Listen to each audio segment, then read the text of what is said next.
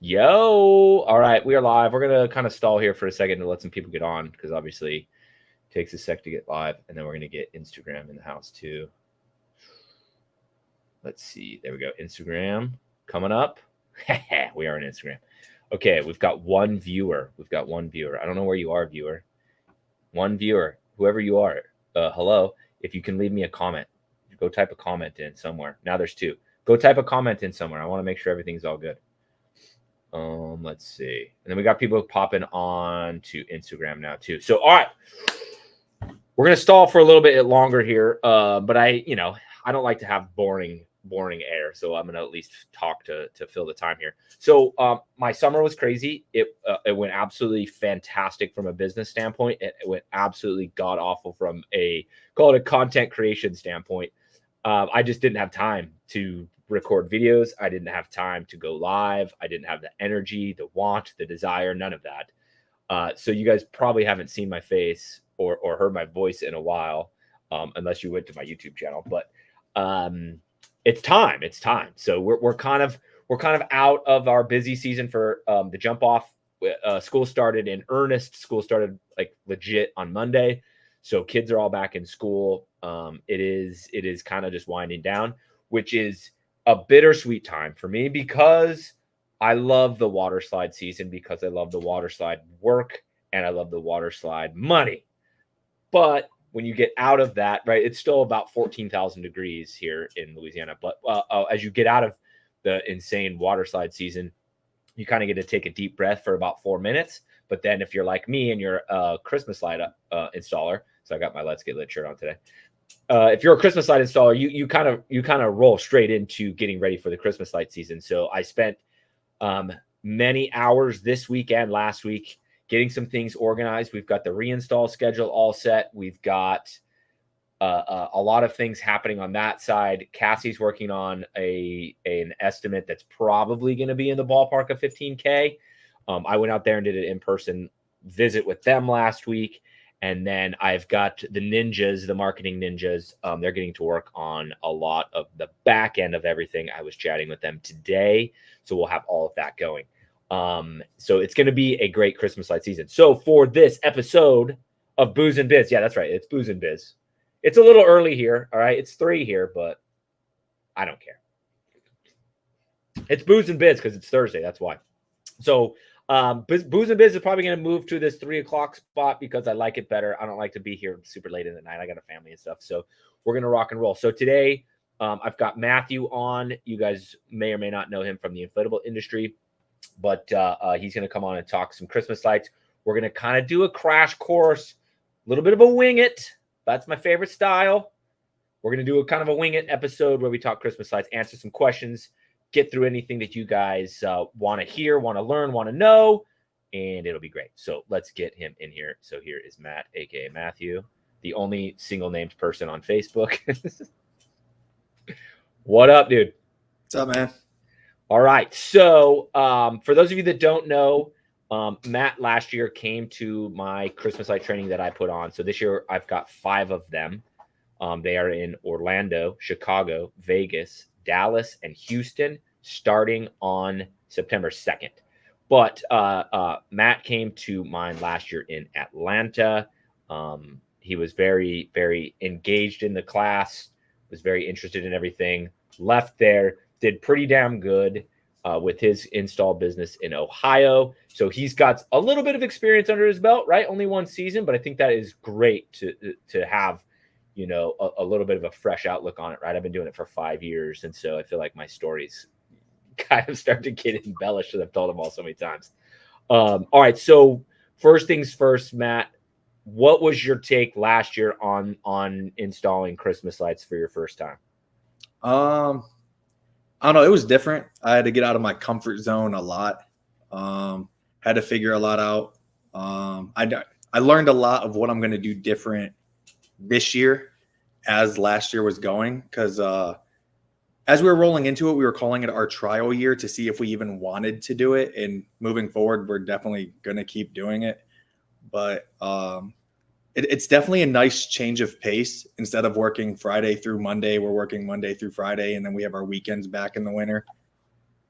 So Yeah, it's so I did an interview today, actually with a gal, and she wants to come work for us. And I was kind of explaining that to her, where I'm like, this right now, it's like, we're basically Friday through Monday, and then you got to clean some stuff, right? But we don't send a lot of combos in the summer, so the cleaning schedule is really light in the summer. So it's mostly Friday through Monday. Then once you get over into Christmas light season, actually, this is a good topic. We'll kind of stick on this for a second. So this is how I set up our schedule for Let's Get Lit. And so it kind of evolves every year, because every year you do more reinstalls. And so the front end of November gets more and more packed. But so 2 years ago, it was like all out crazy sprint blitz to get the reinstalls done as fast as possible. And then we kind of hit this little bit of a window there, like November 9th, 10th, 11th, 12th ish, kind of guessing, where like the customers aren't really flowing in because the customers aren't really talking about it a ton. You're getting some leads from your Google ads, you're getting some leads from Facebook, you're getting some leads from your yard signs. But then there's like this weird lull before we got busy again. So then last year I strung it out just a tad later, and it worked out fantastic. So the good news is this year we have so many reinstalls, right? Because reinstalls are what you do this business for. Just trust me on that. But we have so many reinstalls. Our reinstalls now, as of scheduled, go to like the 16th or something. So I'm a little nervous because this year I'll have Marketing Ninja doing, I already have my Google ad up. We'll have Facebook ads up here shortly, and then SEO is well underway. So I don't know. I'm a little worried that that our reinstalls are going to kind of get in the way of our new installs.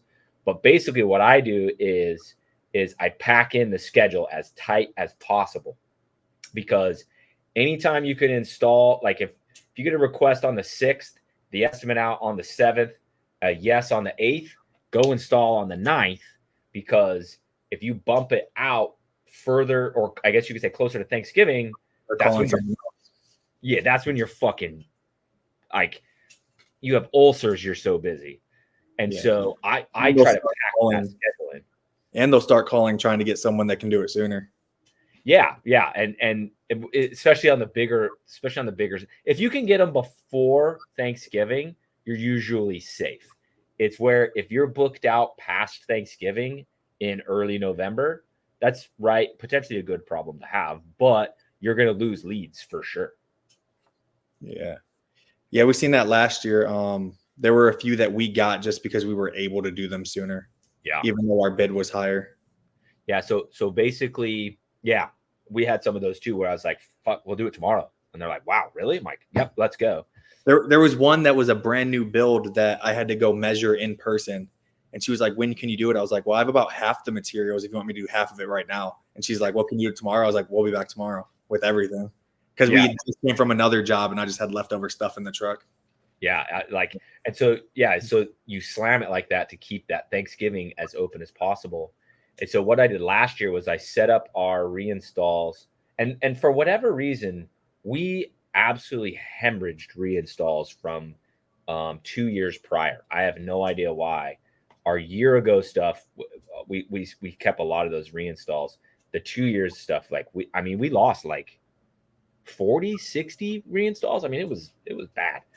And so that reinstall schedule ended up kind of light. So I put breaks in there and I just did them on the weekends, right? So we'd work Monday through Friday, but then those weekends were open to where I could just be like, 2 jobs come in, be like one crew, boom, you guys got 2 on Saturday.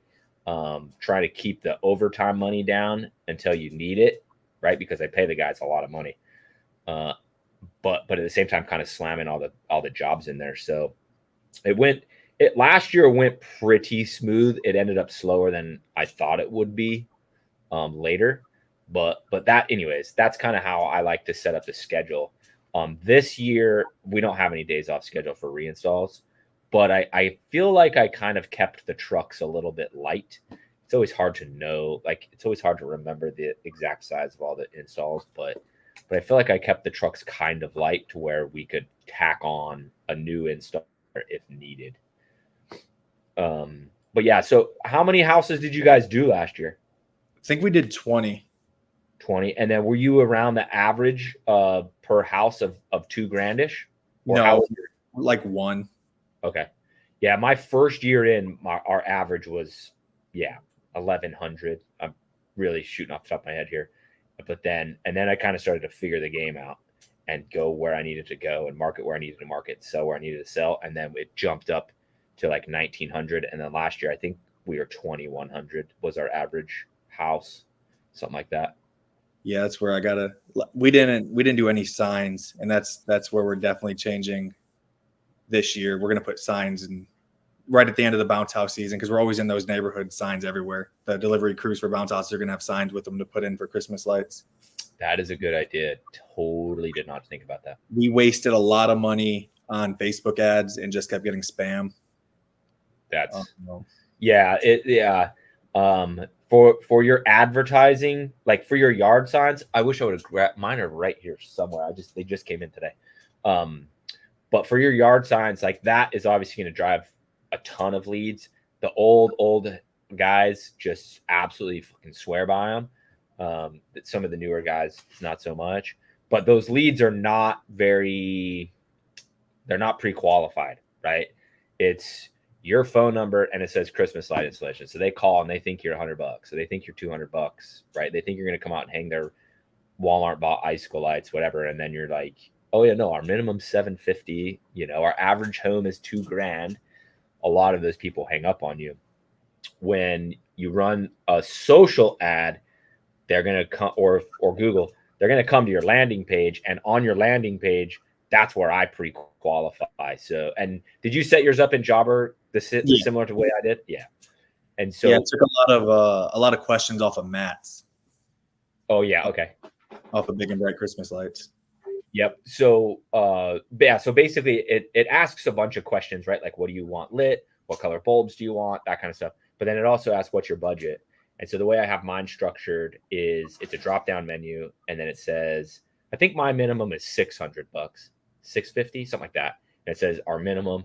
Then it says 700 to 1,100. And then next to that, I put the percent of jobs we did the year prior in that price range. And then it builds out from there up to $5,000. And then after $5,000, it's just called large scale project. And that I know that percent is 11% of our revenue comes from that because I just did one of those last week. But so that way when they come there, right, they see, oh shit, 600 is the lowest that they charge. And so if they click the 600, you either know it's one of two things. They have no fucking clue what it costs. So they just clicked that. So it's not a terrible lead, or they definitely cannot afford it whatsoever. Let's see. I'm going to answer some questions real quick. I don't know who you're talking to, Emily. Must be me. Get me on the schedule. Let's see. I got to do some Christmas light stuff. But tomorrow, can you come on tomorrow, Emily? Just side text me. Can you come on tomorrow? We're doing what are we doing tomorrow? 11 a.m. Central. Brad said he wants to jump back into lights, but he's nervous about it. Just do it. Yeah, bro. Brad, what are you nervous about? Tell us what you're nervous about. Nikki said hi. Hi, Nikki. Here we go. We got some UK from Adam. Adam James. Profit. Hello. Yes, bro. Plug into the Christmas light season. I'm so fucking excited for it. Oh man. So I know it's bounce house related, but so when you got your 40 volt, does it onboard charge your 40 volt Rosal? Mm-mm. So mine got the didn't. second one ever. So I may have gotten like the first or third, but mine didn't onboard charge. And Tommy and Austin sent me the new dock so it would onboard charge, and I had to install it. But there wasn't anywhere to plug the male cord in. And I was like, but I got a female plug in some zip line. Wired it all up. That's sick. I ran to the Christmas light. Yeah, I have so on our back porch, on our back patio, we have an outdoor TV, but the outlet is literally on the other side of the porch. And so yeah, I just got out my Christmas light materials, and then it just tucks in right along the freaking edge of the siding, and then runs right down. You cannot even see it. People are like, how is this TV even running? Like, don't you worry about that. Jack said, what kind of profit on a 2K install? So It matters. It depends on a lot of factors, because if you're installing, generally speaking, Dallas is one of the tougher areas to have a higher price, right? You just the competition in Texas as a whole is the strongest, and for whatever reason, Dallas, most specifically South Dallas, they just can't charge high rates because there's so much competition, I think. So it kind of depends on what you're able to charge. If you're in California, you get to charge way more than I get to charge. Like, so it's all different. But generally speaking, year one is probably in the 40-ish% range. A lot of factors, but you got to take into consideration though. Like, I'm not factoring in how much rent I pay, because the Jump Off and the Let's Get Lit share same building, and the Jump Off pays the rent most of the year. I'm not really factoring when the trucks cost, because the Jump Off bought the trucks, right? So a lot of those numbers are kind of goofy. When you first start Christmas light installation, you probably don't have a big warehouse to house everything, so you're going into cheap ass storage units. So it's pretty variable. What I will say though is it's high. The next year, you may or may not discount the reinstall. Totally up to you. I do. Some don't. But you go back and reinstall that house. It takes about 1/4 of the amount of labor, because the system's already built and you have a map that you draw at takedown of how it goes up. And it costs zero anything in materials, because you already have all of everything, right? You have everything right there. So your margins, roughly double year two. Yeah. So that's why I said at the beginning of the show here, you don't do this for the new installs. You just want new installs. So next year you have reinstalls, because those reinstalls, oh my God. Yeah. I think that's the only reason we were like, yeah, we're doing this again next year, is because we're like, all right, we made this. If we give them all the 10% off, and then it's still like a 90% margin, yeah, that's some good extra money. It's just crazy. It's crazy. I mean, in the Christmas light industry, I guess you could say, I'm probably considered a small business, smaller. Like, I don't know what Hunter does revenue wise around here. He's pretty sure he's the biggest. There's one other one that could maybe rival, but I'm pretty sure Hunter's the biggest. But whatever he does in revenue, I mean, he's got to be 5-6x what I do. Right? He's been doing it for longer. He's at a scale that is just kind of blows my mind. How many crews does he run? Do you know? 15, I think. Holy. 15, 16, something like that. I was kind of chatting with him last year, because he called me last year asking me if I had Garland or like some random thing. And yeah, I think he told me he had 14, 15, 16 crews, something like that, running every day. But it's like, so that's some insanity, right? We run 3. So basically we run 3 a day, every day, all November and the first week of December. And that looks like what we're going to run this year. But I mean, all that being said, like, that Christmas light business does 250K in revenue last year, a little less than that. But I mean, for 5, well, we have Mardi Gras too, so we're a little longer than most people. So we're probably 6 work weeks worth of labor, and then obviously I'm working on that business right, because I'm doing it now. I'm working on the business way longer than just the 6 weeks. But it's kind of like, I mean, what could you go do with 250K? And as you go year after year after year, it just grows, right? Because you do new installs and then those reinstalls, and you try not to lose those reinstalls, because those are the higher margins. I pay my guys really well. I'm giving them all pretty significant raises this year. So it's kind of like, I don't know. It's a fun business. It's stressful as shit, but it's super fun. Yeah, we ran 1 crew last year, and I just need to find people. That's the issue, is my bounce house people aren't ideal for it. They're all scared of being on the roof. So yeah, it's kind of a weird game where I did have one of those where it was just like, thought this was going to work out super good for him to come over to the other business, and then first install I was like, nope, I've got to find somebody different. Yeah, what's like last year is it was just me and him. I mean, he turned out to be a really good ground guy, but then I went to IAPA and we couldn't do installs that whole week. Right. And then I was too busy to be sending out estimates. So we kind of fell off after IAPA. I think we did 2 installs after IAPA. Yeah, I'll plug. So I co-founded a business with my friend Brooke, but I really don't do much. I'm really just like the advertising guy. But so raisebookings.com is the website. But we do bounce house bookings for you, but we also do Christmas lights.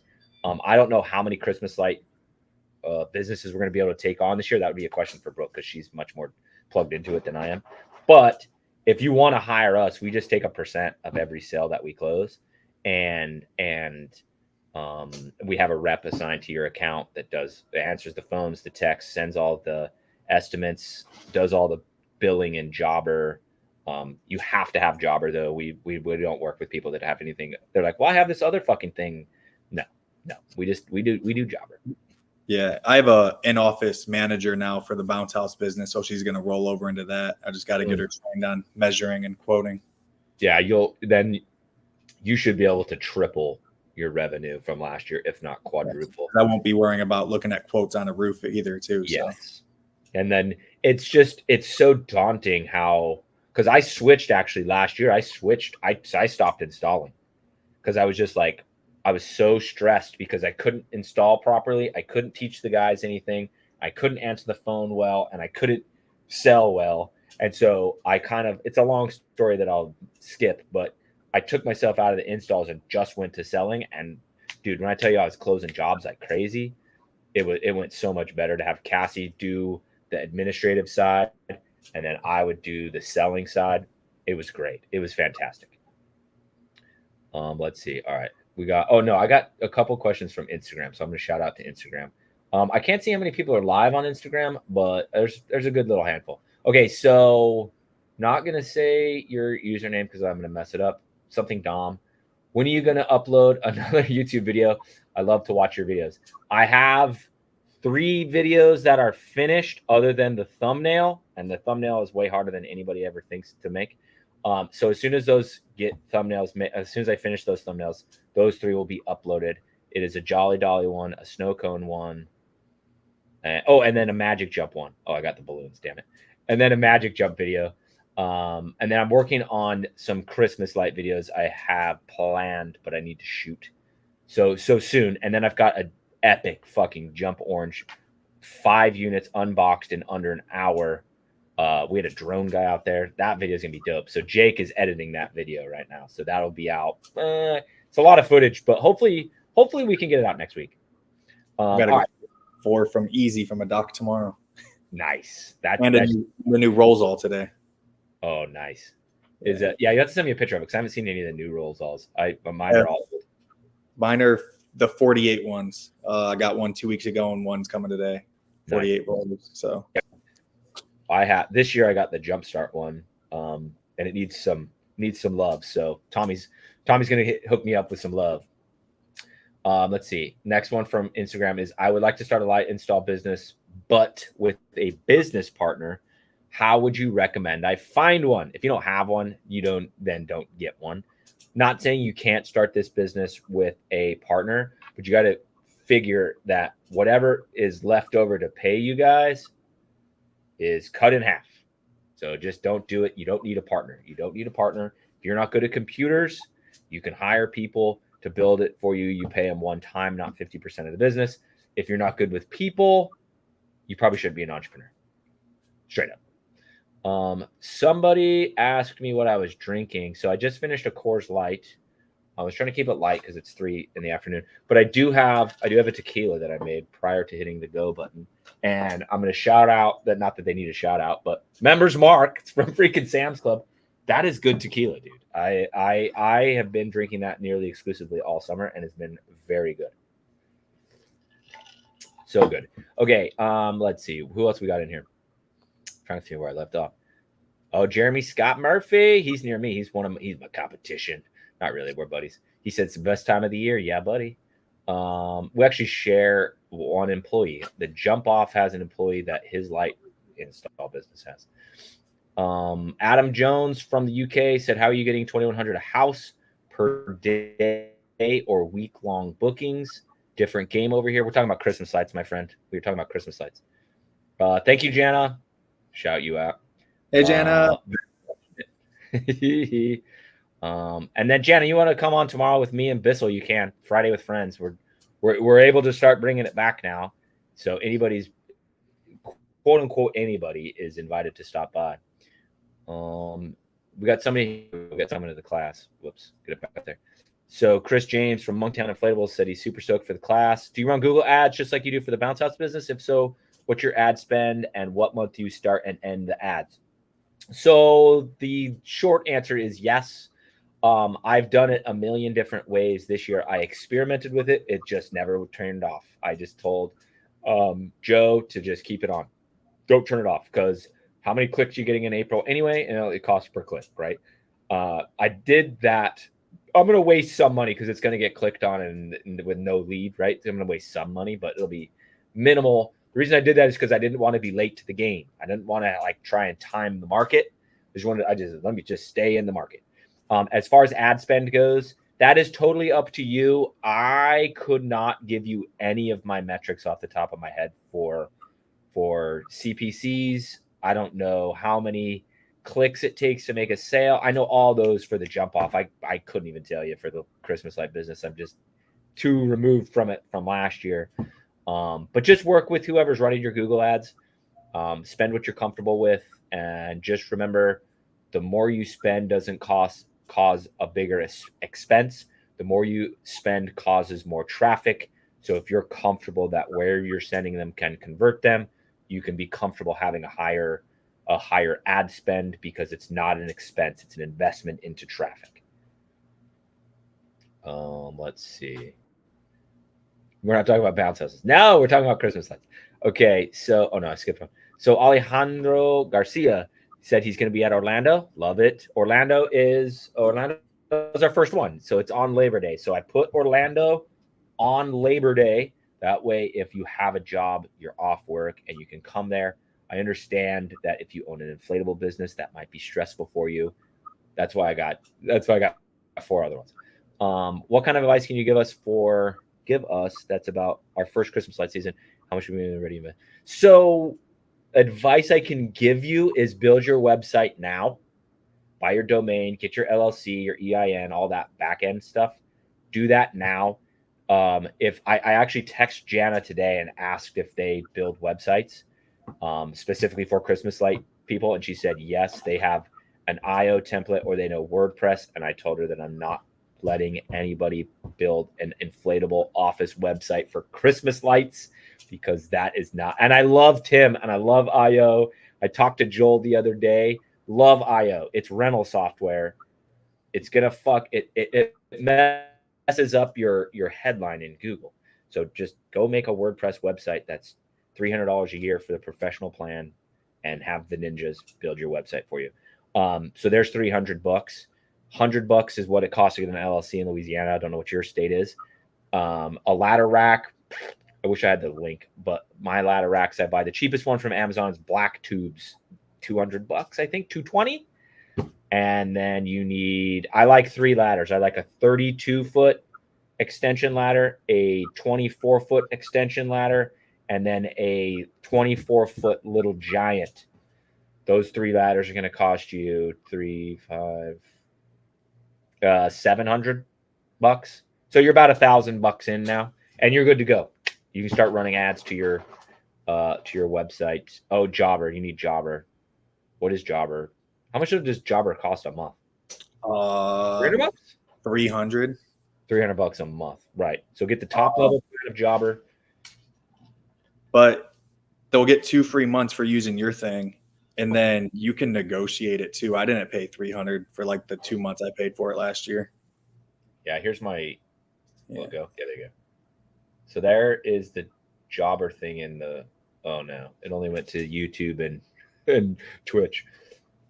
Anyways, just message me. I have a referral code for Jobber that'll get you 2 free months. Yeah, so there you go. So you're in about $1,000, about $1,000. And at that point in time, you can start selling jobs, right? Run your ads to your Jobber form, and you can start selling jobs. Do you need to buy Christmas lights, or when do you need to buy Christmas lights? So there's 2 answers to that question. Today, if you have the money, our starter kit at Let's Get Lit Supplies, $1,600, I think, $1,575, something like that. So that'll give you enough materials to do roughly 5 houses. Okay, 1,000 feet of socket wire. So if you can spare $1,500, you can go put some. What's our next holiday? Labor Day. I don't know what color Labor Day is. Put some shit up for football season. There you go. Go put Christmas lights in your house in whatever your football team is for football season, so you can kind of learn, right? And then you'll have 4 more houses you can run off of that. If you don't have $1,500 to spare, or you want to spend that $1,500 elsewhere that makes more sense for you, aka if you've got some money and you want to go buy a new combo because you're an inflatable guy, that'll start making you money. Cool, do that. You don't need to spend any money on any Christmas lights until you start taking deposits. So you're going to take, as a new business, I suggest 50% deposits. So you go sell a $2,000 job. At time of the yes, you take $1,000. Go sell another one. Now you got $2,000. Now you can go buy a starter pack. Boom, good to go. And then the only thing about that method is your price per lights is going to be higher because you're going to be buying them in season, right? They're cheapest now in the summer, and then we make them more expensive as we get into November. But last year we didn't actually send the price that high because competition is pretty steep. So you're going to pay more for the lights, and then it's a little bit stressful managing the inventory because you'll go do a candy cane and then you have 12 reds and you panic. So that is a little stressful. But you're playing without money. What? Matt overnighted me so much shit last year because I couldn't manage inventory. Yeah, so my first big year we did $110,000, 120 actually, I think. And I had I bought about $5,000 worth of lights in September roughly. And I was like, all right, $5,000, like we're good to go. That shit was gone so fast. And then I was playing catch up. It was post COVID. So this company was out of reds. This company was out of socket wire. It was mega stressful. We made it all work. So it's just kind of like, it's a little stressful, but that way you're playing with house money. And what you got to remember, I try to caution everybody on this. They freak out because they're like, well, I could spend 70 cents or 75 cents a bulb right now, and I'm gonna have to spend $1.05 a bulb in November. And how many bulbs am I gonna have to buy? Yes, you're right, but you got to remember that those bulbs last 5+ years, and you're gonna be reinstalling them over and over and over and over and over. So, yeah, the extra quarter per bulb that you're spending, right? So a case of bulbs basically goes from $375 to $500 for 500 bulbs. That difference in money amortized out over the course of the number of years you're going to use the bulb turns it into like 5, 4, 3 cents. So it is a good business model, even though it's more expensive year one.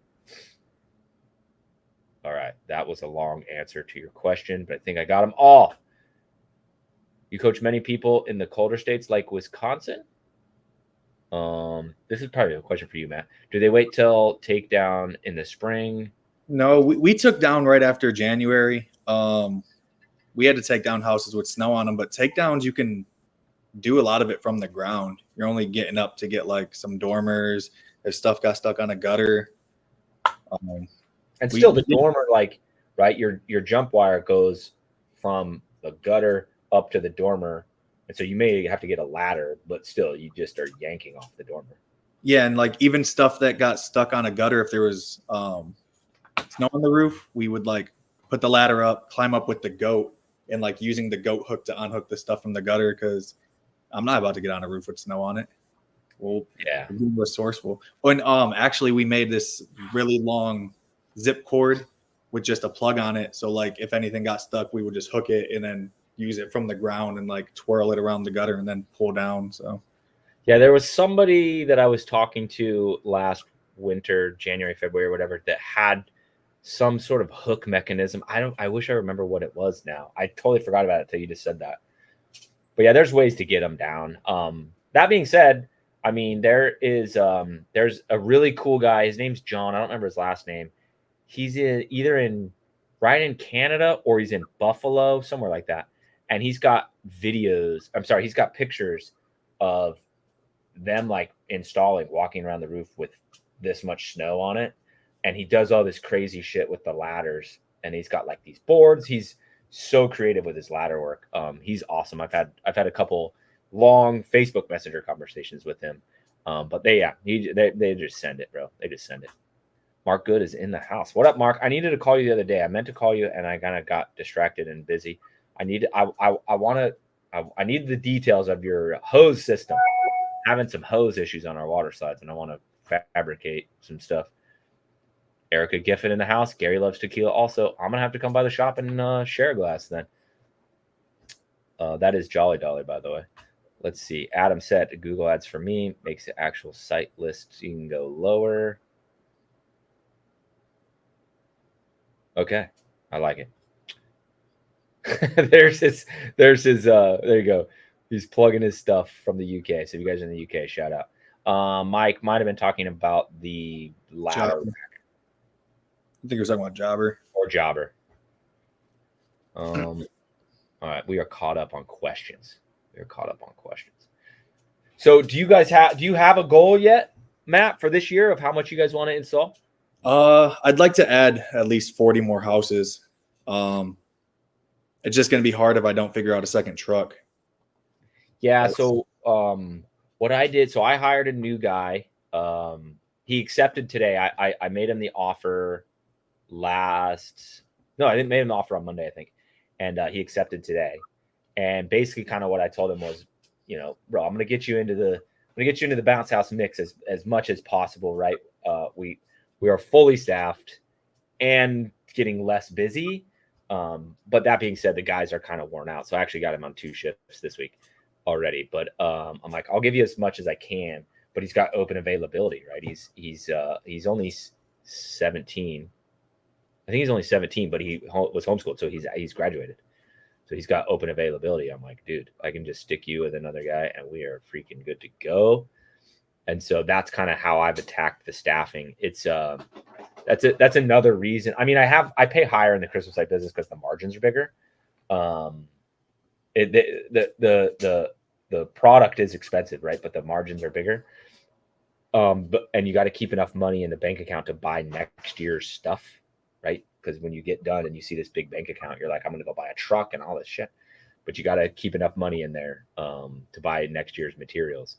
But I like to pay the guys more because it's kind of an investment into next year, where it's like the money's so good that when next year comes back around, they're like dying to get back in the truck and hang lines. Yeah, it's going to be my biggest hurdle, is finding someone else that can go on a roof and run 2 trucks a day, hopefully. If not, it's just me again. Which is, are you going to IAPA for the whole week? I don't even know if I'm going yet. Yeah, but freaking David told me the same thing, dude. I don't know. My guys got me. I'm in a group chat with all my guys, and I do a lot of stuff with them. We go on a lot of trips together, and we're looking at this cabin in Virginia for like a week, just a cabin in the woods, hot tub, and like the only week available is like 4 days during the week of IAPA, and then like end of December. And I'm like, do I want to take my guys somewhere, or do I want to go somewhere alone? So yeah, I booked our flights. I booked our Airbnb in March. Like I was like, and I got smoking deals. I paid so much less than I did last year. Yeah, I'm all in. I'm all in. But that being said, it is stressful being in IAPA in November, because it's kind of like, right? It's hard to get yourself to not be the bottleneck in your company, because everything runs kind of through, right? Every question, every FaceTime. The Florida IAPA is loud as shit, and then I got to FaceTime, and I'm trying to problem solve some weird issue that's happening. We got someone crashing the party. Hey, Matt. What's up? What up, man? It's especially hard up, to dude? get on stage.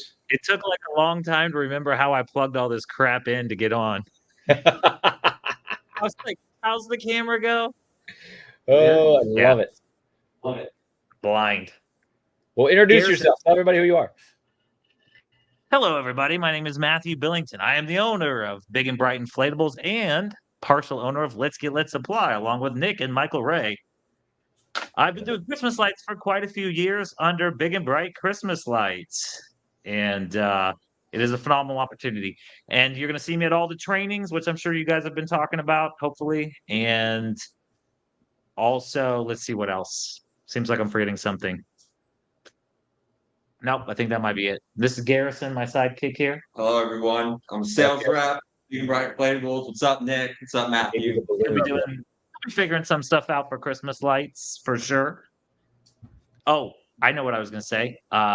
There's also a third owner who's in the comment bar below, Michael Ray. He's downstairs. He might come up. I don't know. We'll see. We shall see. Oh, what's up, Matthew? I haven't seen you in a minute. How are you doing, buddy? Too busy, man. Too busy. So I have not been listening. Garrison has. So what have I been missing? What have you guys been talking about? Just kind of we have no outline, we have no script, we have no nothing. I had to go get my occupational license today from the courthouse. It took forever, and then I had a call with Bridget from Jump Orange, and we were talking forever. So my day kind of went to hell in a handbasket. Yeah. So it is just wing it. It's a wing it podcast today. Sweet to go. Let's see. Yeah, Let me see if I can. When's the starter kit coming back in stock on Let's Get Lit?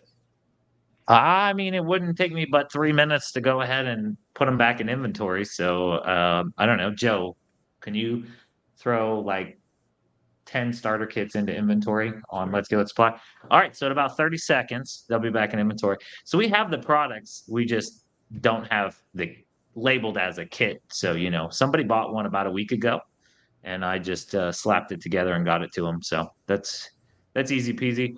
I am fingers crossed, Nick, unless you've heard of something different. I think we're supposed to be getting like the full container of brand new 2024 stuff like sometime mid-September, I'm hoping. Yeah, I think that's right. Dean sent. I think so. So, but we still have quite a bit of stuff.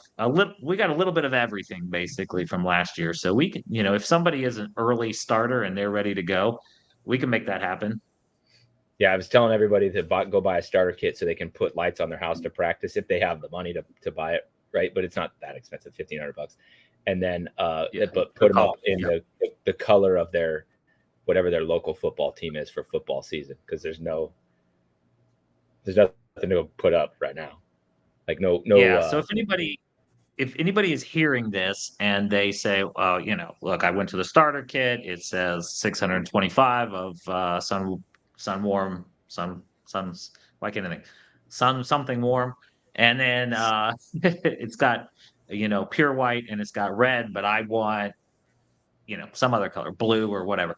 Just reach out to me and let me know, hey, look, I would like 200 blue, 200 green, and so on and so forth. That starter kit is just like a simple template outline, but we're not real specific about it. If you want some different colors, just let me know and we'll provide those colors for you in the starter kit. Matt, you have two. So you guys can't see that because I'm live on Instagram too, but it doesn't pop. The chats don't pop in. So you have two people that are big Matt fans. Sweaty Sanchez said, it's lit when Matthew jumps in the chat with 2 fire emojis. And then Rodeo Reynolds says, Matt in the chat, 2 fire emojis and the red alarm. We need more of him. So it sounds like we need to bring back the podcast. I've been breakdancing online lately, so that's probably helped a little bit. Did you see that video yet, Nick? Yeah. Yeah, funny hot. Man, you need to wait till Joe puts the outtakes, because I could not get Garrison and Colton to stop laughing. They couldn't take it seriously. We had to push each other like 10 times. Well, he pushes me and I go straight into a bunny hop, and then we're just looking at each other's eyes, and I was like, I can't do this. We gotta I don't know if you caught because it's so fast, but they run into each other, and then Colton screams out, "Don't make me dolly you." And so that's got to be the new saying around here. Anytime somebody gets pissed off, "Don't make me dolly you." I don't even know what that means, but it sounds fun. Just run somebody over with a dolly, I guess. Oh, that's funny. Speaking of dollies, I see you're doing some stuff with you're a 2 dolly crew now. You're doing some stuff with Jolly Dolly. Yeah, with Jolly. So Oliver from Bounce World NOLA, he buys cleaner from me, and he was doing he had some crazy inflatable soccer game or whatever that was on my side because he's in New Orleans proper. And so he just texts me, hey, you at the shop? Can I come by and buy some? And then every time he's here, right, where we bullshit about whatever. And he's like, bro, I got this new Jolly Doll. You need to come check this thing out. So I walked outside. He had it on his trailer, and I started looking at it. And it was just, I don't know, it was like, that's a great looking machine. So Gary's like, I mean, Jolly Doll is like 15 minutes away from me. And so yeah, super close. So I just text Gary, and I was like, hey man, because a couple years ago he was trying to get me to work with them, and I was like, I don't know, like I work with Reinstalls, I don't want to like put any stress on that relationship, whatever. And so I reached out to him and just said, hey, do you still want to work together? And so we kind of started chatting, and then I called and talked to Tommy at Reinstalls and just kind of ran it by him. I was like, I'm not going to go behind your back or whatever. I just want to make sure it's cool. He was very receptive to it because him and Gary have a great relationship. And so, wow. Yeah, we're gonna work with Jolly Dolly. We went up there and shot a warehouse tour, and I've put my absolute blood, sweat, and tears into editing the video. It's been like I think I spent 6 hours editing the video total, off and on, day in, day out, to try and get the best YouTube video I can, right? Because I want to get really serious about YouTube. And so that was kind of like the first video that I really made, like a YouTube style YouTube video. And then we're gonna work with Jolly Dolly. Well, and that's mature and stand up of him to allow you, to be comfortable with you doing that. Yeah, now and he was how I know is how I feel when you drop everybody, Sun Fun, Jump Orange, Magic I name Jump. dropped Who you else? today. I name dropped you today. But yeah, and so and Tommy was like, man, yes, and then thanked me to no end for calling him and kind of running it through him, because and he said, like, in this industry usually it's just like people just kind of turn the corner and then next thing you know, you're not working together. He's like, I can't believe you called me like that. You're such a good dude. Da, da, da, da, da. And I was like, man, there's no fucking way possible that I could just go off on my own and do some other thing with not that they're rivals, but like another competitor without, kind of having that back and forth. Like, it was just, I don't know, it felt morally correct for me to do that. So, but yeah, he was very. I respect the heck out of both of those two companies. Ever since we started with the Bigfoot dolly, like I just get, I don't know, it's like multiple times a month, you got an electric one. When are you going to do electric one? And my answer always to them is like, electric dollies is its own business to itself. And like, I don't want to be in that business. Like, there's so much responsibility that comes with like electric dolly. Like, if it breaks down, like I need to be on call or have somebody on call to like next day air out parts and walk you through the fix and all of that. And I'm like, dude, that is way more than I want to take on right now. So shout out to those guys. Get your electric dollies from those guys. I want something that, like, dude, if it breaks, like, okay, you got to grab a welder or you got to put air in the tire or like, what I mean? Like, just it's the like watching I want them low feel. Yeah, watching that, like, so he had his main welder there and had a new dolly he was fabricating in the jig and is making it. And then so I'd shot some B-roll of that, and then by the time we were recording the real video, he had it flipped over and was like finishing up. And then then you see him all stored over here, powder coated, and then he's got his guy that puts all the electronics in and like the workstations and then the stickers, right? I was just like, everything was pretty impressive of how they do all of that. And you see the machine for what it is, the tool. I even say this in the video. I'm like, you see it for what it is the tool, right? And then we beat the ever living hell out of them. When you watch them come together, it's kind of like, yeah, you're right. You're so right. The electronic dolly is its own industry, its own animal, its own beast. Yeah. I mean, I would be doing a disservice to both the dolly company that I would try to start and the inflatable company. Like, it would be too much. It would stress both of them out. So, yeah. Man, I got to figure the zoom out on this. Joe, how do I zoom this camera? I feel like I'm tiny. Yeah, we just lean in. Oh, there we go. All right. I feel a little bit better. I'm such I'm an not amateur. meaning I never even plugged my mic in. I'm such an amateur. I didn't even think about mine until I saw yours. I'm rusty, dude. I'm rusty. Well, I don't, you got the MacBook there, so the thing works just fine. I've got some Acer or whatever. My microphone is horrible, I'm sure. What? Yeah. So this Starter packs are on Let's Get Lit Supply, guys, if you need them. And like I said, that's just a template, okay? That's just to get you started. This is everything you're going to need. But if you want some different colors or something like that, let us know. If give me a call if you just want to talk it through and say, oh, particularly I'm thinking about these 5 houses, and I'll be like, okay, well, you need that plus this, or this, that, and the other. But I'm available. Yeah, once you buy that's what I love about the starter kit move. So that whole notion kind of came together the first year, so not last year, but the year prior, the first year that I actually had like followers, like an audience, and was talking about getting into the Christmas light business. That was the first year I ran my first training. We did it here, and it was a massive success. It was very kind of stripped down and kind of like quick and dirty, but it worked out well. And I had people coming to me that didn't know what to buy, basically. And so I had worked with Fred, and I made an outline of here's what everything I keep telling everybody to buy, but is there a way we can get this on his website where they can just go and buy this, And then it kind of snowballed and turned into this thing where all of a sudden they're like, well, I want a 10 house kit. I want a 50 house kit. I want to do 50 houses this year.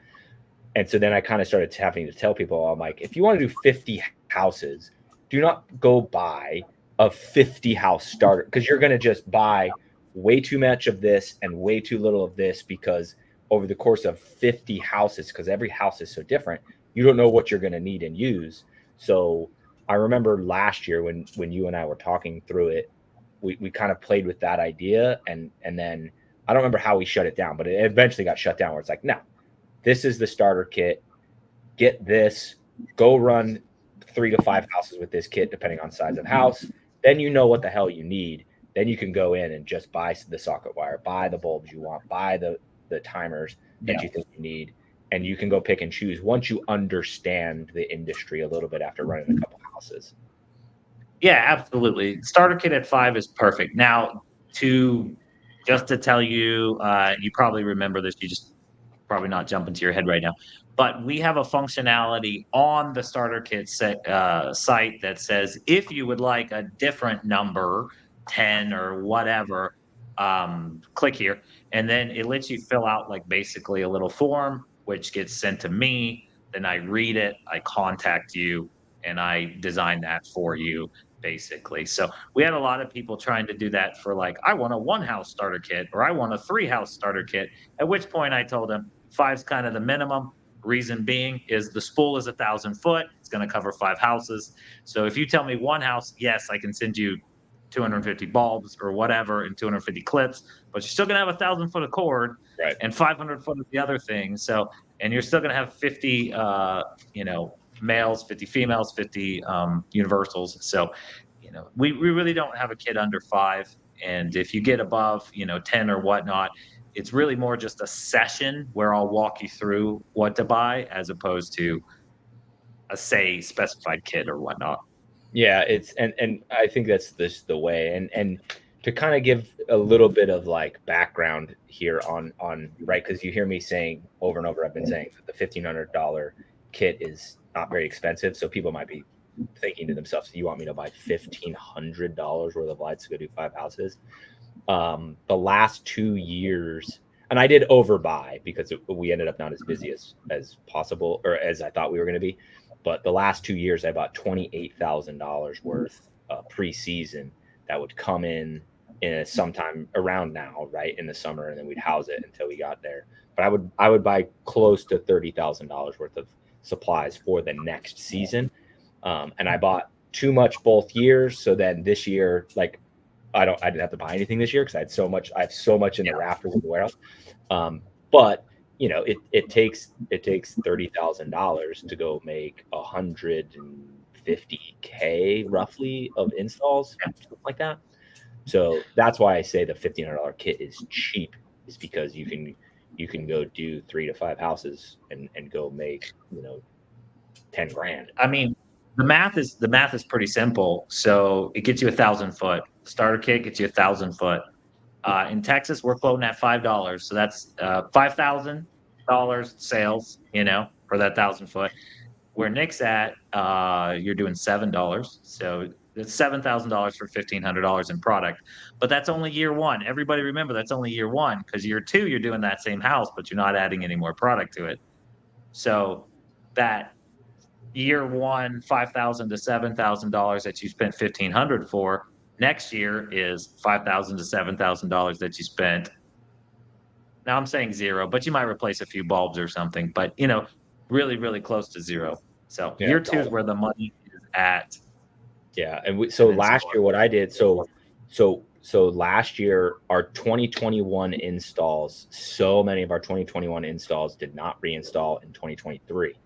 And so what I did was, anybody that said no, I separated their bins. They went to a separate section of the warehouse. And then I didn't go buy any new minis.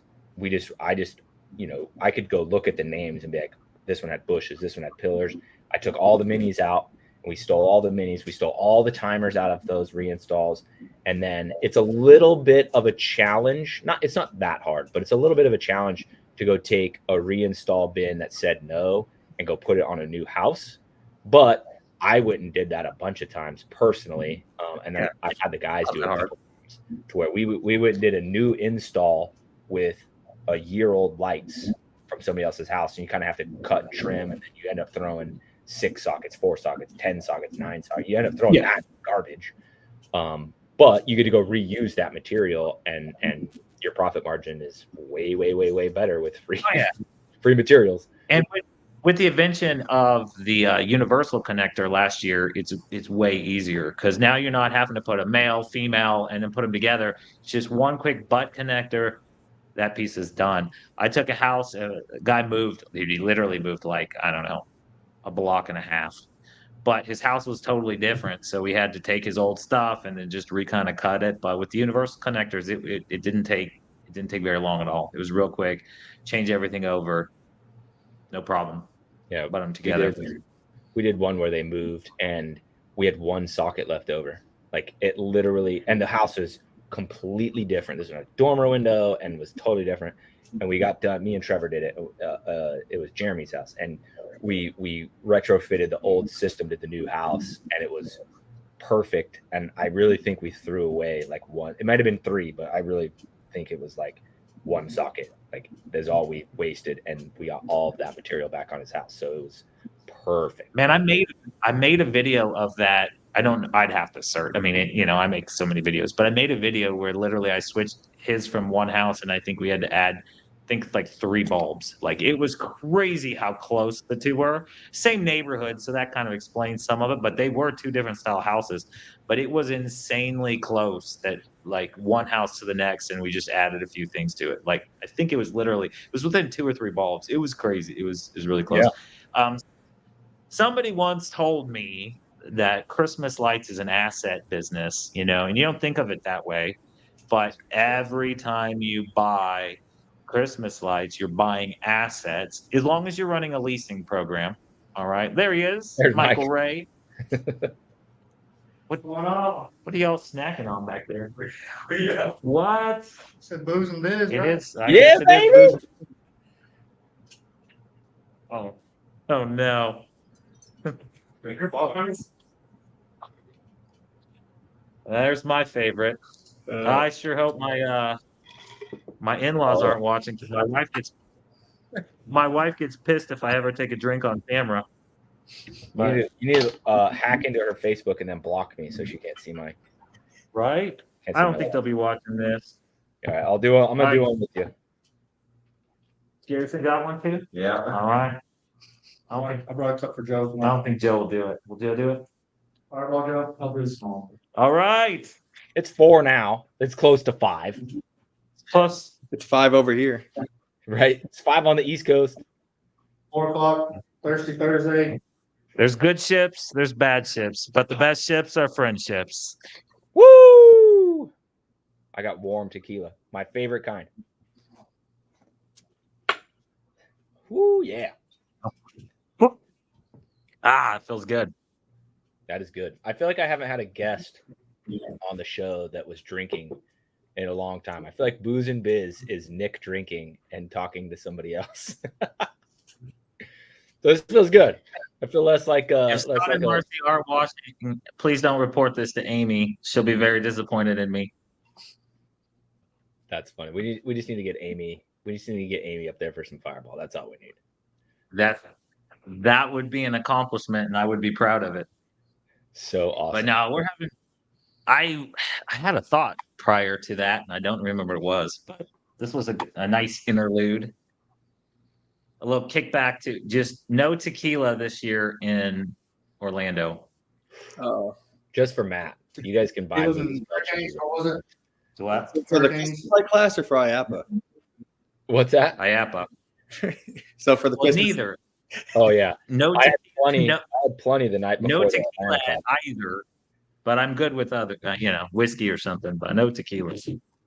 Yeah, last bad year before the Atlanta class, like, right, we were all down in the little restaurant / bar. Yeah, / bar. Like everybody was drinking whatever, and then everybody's like, all right, I got to go to bed. Like, everybody's ready to learn and and then me and Matt stayed up, not super late or anything, but and then we were getting ready to go to bed, and I think I'd just been drinking beer. I don't remember. And then me and Matt were saying our goodbyes, and I was like, can I get my check? And then can I also get a tequila double, please?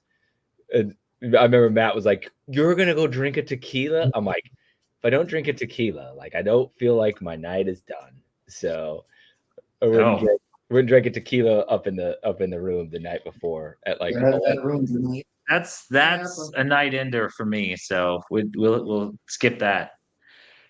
How do we put Christmas lights on a tile roof? Well, my friend, it's really not that bad. You use the same clips as everything else. You just kind of stretch them a little bit to get over the edge. Done a bunch of those. I'm sure we got pictures somewhere. Yeah, I'll see if I can. Yeah, so I've Mike is gonna never try to done one on a tile roof that did not have gutters. But so 2 years ago, the first time I ever did a class here in New Orleans with Fred, Christopher Weed came, right, and he lives in Phoenix, and so every house basically in Phoenix, Every house, yeah, is the tile roofs. And so I ended up asking him at a later date, in the next winter or spring or whatever, how it all went. And if I remember correctly, he basically said that if you buy 12-inch spacing instead of 15-inch spacing, that it hits the tops of the tile perfectly, and you just tough clip right or a gutter clip right onto the edge of the tile, and you can stretch them tight because the 12-inch spacing just matches up perfectly. Yeah.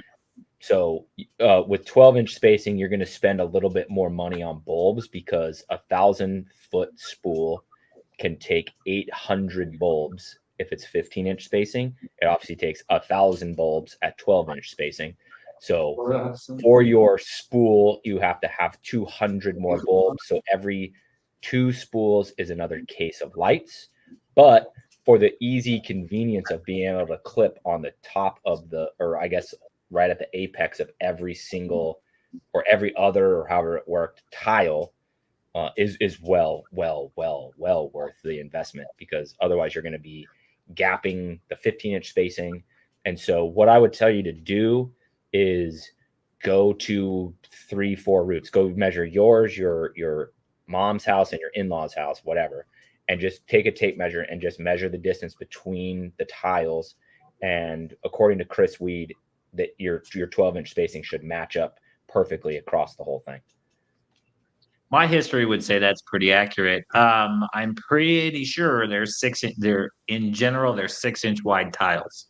So 2 of them, that makes sense. Should get you a 12-inch gap. Aaron, if you're still on the call, we're about to send you that information. Joe, can you send Aaron the Las Vegas link? It's in my messenger. So we're going to send you that information, get you signed up there. I don't know if have you dropped the news that Foam Daddy is sponsoring this year? No, I have not. So let me tell the story. I'm I'm gonna go to Facebook because I can't drop the link for the trainings in here. It only went to Twitch, which probably has 0 people watching, and then one other one. I don't remember what the other one. Do we was. I have think YouTube. more people watching that are not on Facebook? Because I'm seeing 3. Is that right? That's not right, 18. right? No, there's 18 people total live right now. Okay, cool. So shout out to you, 18 people. But I'm gonna go over here and try and drop this in Facebook. So I'm trying to go find my. There it is. So I'm gonna drop the link to the trainings. There's 5 stops. I have a. And so, guys, I'll just I'll. Nick and I both have to take the blame for this, but the only place that we actually have booked so far for a hotel is Orlando. The other ones are coming. We're going to be within a mile of the airport. So if you feel like, hey, I want to book this now, and I got to have my room before they tell me where it's going to be, book something within a mile of the airport. You'll be right next to us, or you'll be where we end up, one or the other. But we're definitely going to get those reserved and on the website soon. But if you are bringing more than one person, there's been a lot of questions about this. Book the regular one for the first person, for you, and then book a co-founder for the second person. That'll save you some money. Don't book 2 of the business people. And then Mike is sending me a picture. Let me see if I can get this up on a screen for you guys. Hey, Matt, what would the price difference be to do tough clips instead of V2s in a starter kit?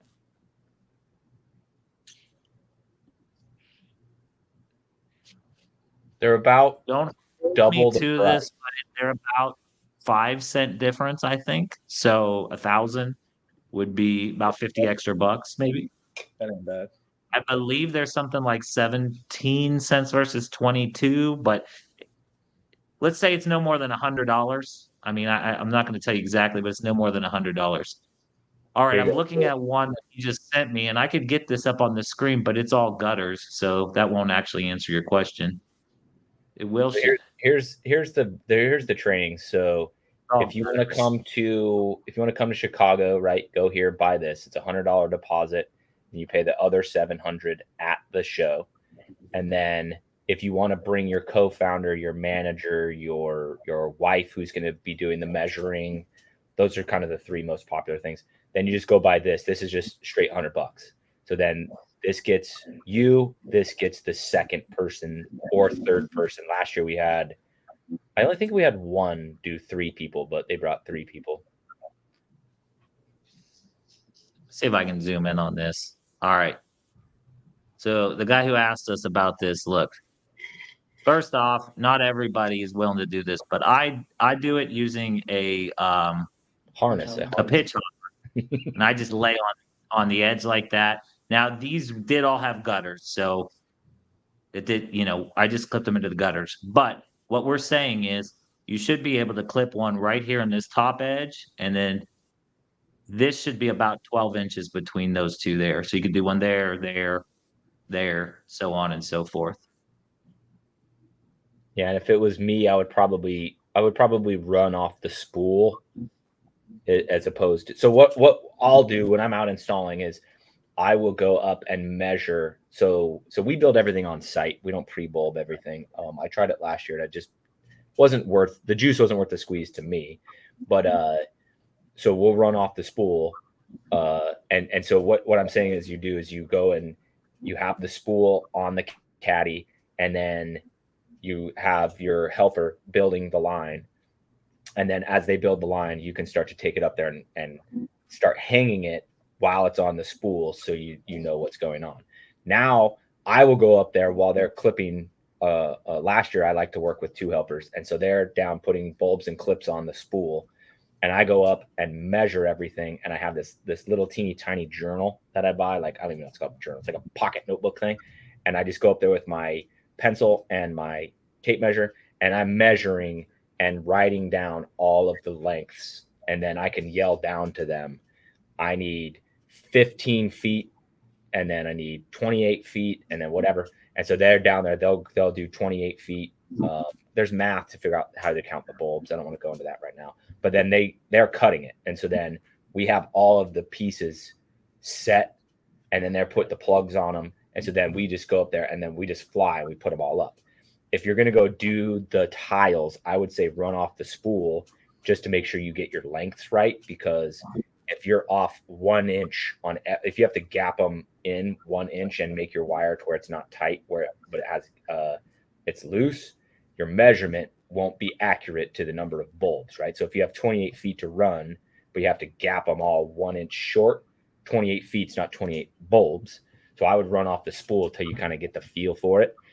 And then once you have the feel for it, which it'll happen really fast. What I'm talking about, if you've never installed Christmas lights, might sound complicated, but once you get an element, it's not. It's so not. None of this is complicated. So just to kind of listen, I'm about to say something. I'm not contradicting Nick. Okay, you're gonna find this if you guys come to the classes. Nick is gonna tell you something, and I'm gonna tell you something else. I'm not contradicting Nick. I'm not saying Nick is wrong. I'm saying Nick and I do things differently, both effectively. Okay, and Nick is kind of, he's more of a planner. He's which is weird because not in a lot of things, but in Christmas lights you are. Yes. But not in everything. Okay. I'm more of a planner in a lot of things. He's more of a planner in Christmas lights. I love pre-spooling. I think the juice is worth the squeeze. Mike, you be the tiebreaker. Pre-spool or no pre-spool? If you know what you're doing, I mean, if you're going to use any kind of best clips, halo clips, any kind of V2 clips, then yes. But if you got to use gutter clips and different clips, then it's probably not worth it. Yeah, we don't gutter clip anymore. So, I'm fine. I pay my kids 5 cents a bulb, which works its way out to like $5 100 feet or something. So I'll have them pre-spool 250 feet or something for $12.50, and then I just show up and start, doing it. And so, I'm not on every job. I don't install all the time, but when I did, basically all I would do is I would start in one corner and I would just basically Mike is great on the ground. Be like, just make sure the bulbs are in front of me. And I just as fast as I could possibly go. No cuts, no breaks. If I get to a point I need to cut it, pull my needle nose out, clip it, tee it, whatever I need to do. But I'm not measuring 28 feet, then 10 feet and 10 feet and have it pre-done. I'm just trying to get it on the house like as fast as humanly possible. And then worry about running electricity and all the things to it after it's, hanging on the side of the house. Yeah. The reason we didn't love the pre-spooling is because we did like 3,000 feet. We had a meeting here, and then we had a bunch of stuff to do in the warehouse. So I left 3 guys in here that each spooled 1,000 feet while we were rearranging like the racks and doing all sorts of weird stuff out here. And so we filled up 3 garbage cans, 3,000 feet, and then they were gone. They were gone so fast. So fast. Yeah. I kind of did the calculations of how much faster were the crews with the pre-spool versus not. And the guys were like, the pre-spool goes so fast, it's so fresh, it's so easy. But then I did the math. I'm like, spooling on site is more expensive, right? Because you're going to pay more money to the guys on site than you are to sit in the office and pre-spool. But organizing it all and having them come in, and then they fucking hated it. They hated it, and they were bitching the whole time. I'm like, nah, we'll just do it on site. It's slightly more expensive, but we have that's the first time we've ever pre-spooled in the history of Let's Get Lit of 5 years, right? So we have a whole system of exactly how we do it on site, and it takes like 10 minutes, 11, 12, 15. So that's just, I think it also what time of the year you're doing it, because we start hanging into September, early October, and in Texas, into September, early October is still 95 to 98 degrees. Pre-spooling is a nice 72 degrees in front of a Netflix. So it's a little bit different, what we're willing to do. So we'll go down in the office and turn the TV on or whatever and just sit there and roll bulbs. Watch football and roll bulbs. Yeah. Dude, I'm so excited about football. I don't know. I don't think I've been this excited. I don't know what it is. I just think I just missed it. I just missed football for the last few months. I do feel like this off season of football has been more like hyperactive and more public. And it could just be that I'm paying attention this year versus Right. years prior. But it's like I feel that the excitement is there for everybody. Not around here because the Saints are going to be god awful, but just as a general, like everybody's so excited for it. It's kind of crazy. I don't know. I'm excited. So I looked up. So I have this weird dorky obsession with TV ratings of sporting events. Don't know why. Okay. I have no idea why. So I started looking up, right, because the Olympics just happened, and I love the Olympics. We had it on in the house 24/7. The COVID year of Olympics, where it was canceled and then it was a year late, the ratings were in the tank. So I was like, man, ABC is going to lose all this money because nobody watches the Olympics anymore. I looked up the ratings, and they blew everything out of the water. And so I started looking. Oh yeah. Yeah, so I started NBC said looking they crushed it, and I got a bunch of TikToks saying it's give Snoop Dogg the credit, but I don't think so. But funny. He was funny. But did you watch any of the Kevin Hart and Keenan whatever? Dude, Keenan Thompson, they had me rolling. Keenan Thompson was freaking hilarious. That was during funny. the Olympics. It was super funny. That was funny stuff. Did you see the one where he was swimming and he's like, No. why do I feel he was doing like the breaststroke in a pool? And he's like, on a side note, I feel like eating salmon right now. I don't know. You'd have to watch it, but it was hilarious. I was rolling. Oh, that's good. But yeah, so I looked up. I'll look up NBA games. I like to know what an NBA playoff game gets. NBA Finals. The WNBA is big right now because of Clark. Like I look all that up. So I was like, oh, I've never looked up what a preseason football game, right? That nobody watches, and like the announcers are goofy, dude. The NFL preseason game, just average, pulls more viewers than a World Series game. Oh yeah, I know. It's stupid. I'm like, what?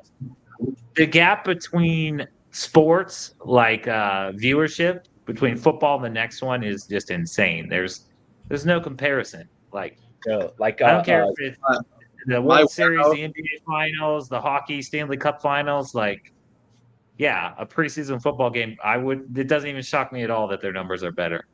My warehouse is like half a mile from the Browns training camp, and people go there and watch the practice. Like these next few weeks are fucking ridiculous. People will be parking in my warehouse parking lot. And we're telling them, no, you can't park here. Like we're trying to set up units and clean them. Like move your cars. Like yeah, dude. The they were showing like a highlight of Mahomes throwing a touchdown pass to the new rookie guy they drafted. I don't remember his name. Yeah, their new cheetah. Yeah, yes. And crazy he fast. catches it, like, and the DB's right on him. He catches it. He like does a little celebration, and then like it pans him doing the celebration, and the end zone is full. And like, dude, it's practice. Are you guys for real? Like, I didn't know. A, anybody watched practice. B, that many, and like these people are like throwing beers on each other for a touchdown pass in practice. I'm like, oh my God, I have underestimated the power of the NFL. Yeah, I mean, look, I'm not going to go do that. You're not going to see me there. But think about it. Like, the practice is pretty legit because you get to be like, 100 feet from these guys. And That's then true. they get to like line up down the road and they walk right between you and sign autographs and high five. And, it's more personal contact than a Sunday. And I got to bounce you in a minute too. Yeah, I got to roll too. I almost didn't get on. I told these guys I'm not getting on because I was like, I could sneak in the back door. I was like, but then there goes the rest of my afternoon. But we did it anyway. Garrison was like, no, you got to do it. You got to do it. I love it, Garrison. So anyway, love it. But yeah, but like that's probably free or like $5 entry or something. Like I don't know what it is at the Brown Stadium, but you can't even get into a Cowboys game for less than like. It's not even the stadium. They have a separate training camp. How much Joe was looking for the Saints game? How much was the end zone standing room? It's like 7 or something. Okay, so we've got party patios at the Cowboys Stadium, which is just like, I think it's the third level, Like, so it's pretty high. And it's just wide open space. And I guess if you got there really early, you could see the game because you could get up next to the rail or whatnot. But after a couple minutes, like you're not getting to the rail. So you're just basically in the building. Dude, Matt just bailed with the quickness. He's just gone. See you, Matt. Goodbye. Or Matthew. But those are like $80 to be in the building and not even see the game except for on the Jumbotron. But to be in the building is $80. Plus the cheapest parking is like $35, $40. That's like, and you walk a mile. So I don't know. Yeah, I have underestimated the power of the NFL. Like, and I knew it was big, but it like the scale that they dominate on is scary.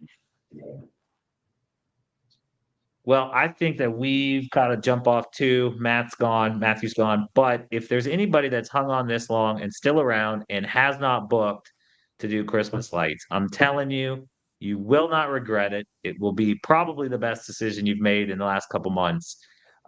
Nick will teach you everything you need to know to start a successful business, and you will make profit within the first 2 weeks of selling Christmas lights. You'll be putting money in your pocket by the end of this first year.